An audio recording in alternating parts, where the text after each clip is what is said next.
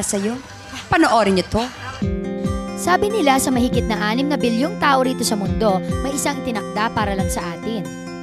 Lahat tayo nabibigyan ng pagkakataong makilala kung sino itong inilaan para sa atin. Nung mga teenager ako, tapos nung college ako, naniniwala talaga ako sa hula. Pumunta lang kami sa Thailand, pumunta kami sa isang temple, Temple of the Sleeping Buddha. Doon daw sa likod, may mga monks na marunong maghula. Gusto mo na ba malaman kung ano ang nasa barahan? Ito ang maging tadhana mo.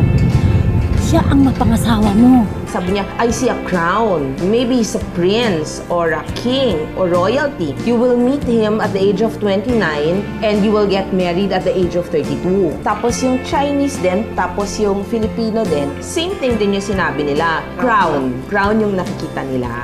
Ito, isang kuruna. Isang kuruna simbolo ng kuruna ng hari. Inisip ko talaga na makakapangasawa ko ng king or prince. Yun talaga yung nasa isip ko kasi yun yung sabi nila.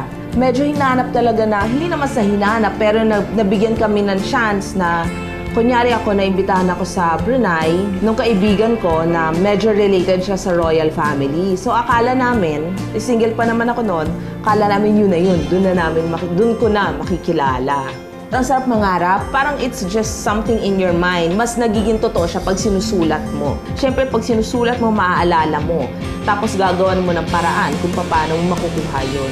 Ngayon, lagi kong lalagay, I deserve no less than a prince. I will get married October 2009. Yan. Ang tanong, nagbunga ba ang lahat ng effort na ginawa ni Michelle? Natagpuan ba niya ang taong itinadhana para sa kanya?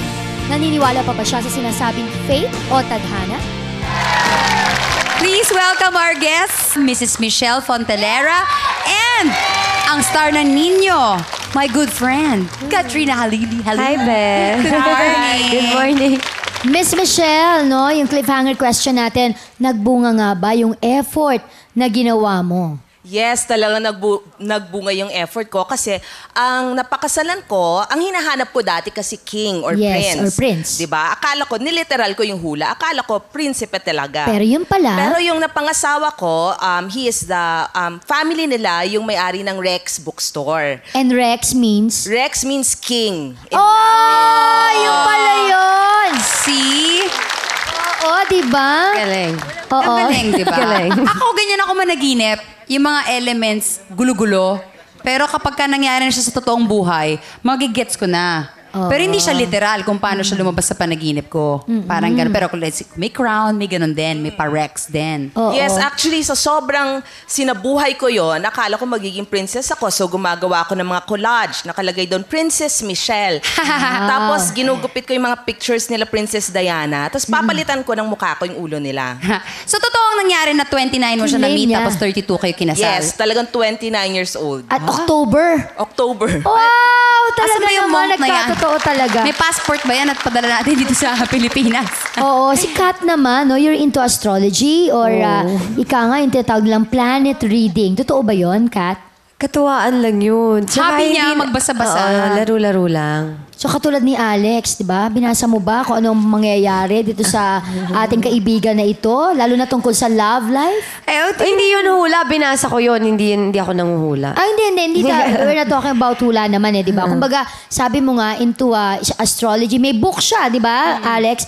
So ito, balita ko parang sinabi mo nung kay Alex na magkaka-boyfriend ka. Totoo ba yun? Hindi kasi naghahanap siya ng boy. Sabi niya, Be, wala pa rin akong boyfriend. Walang love Hindi life. ako naghahanap. May crush kasi Hindi, ako noon. Oh, may crush siya. Pero hindi yun yung hinula niya. Ay, hindi naman. Sabi ko kasi last year, parang marami siyang blessing. Simula June last year hanggang end of July ngayon, marami siyang blessing na matatanggap. Sabi niya, boyfriend. Sabi ko, pwede rin makahanap ka. Oh, nakahanap naman siya eh. Kaso, nakahanap siyang basta every day. Sandali, dinidinay natin to. Baka man-news to. Hindi po totoo. Hindi ako nakahanap. Pero kasama mo na. Ayun yun no? Pero ang happy news dito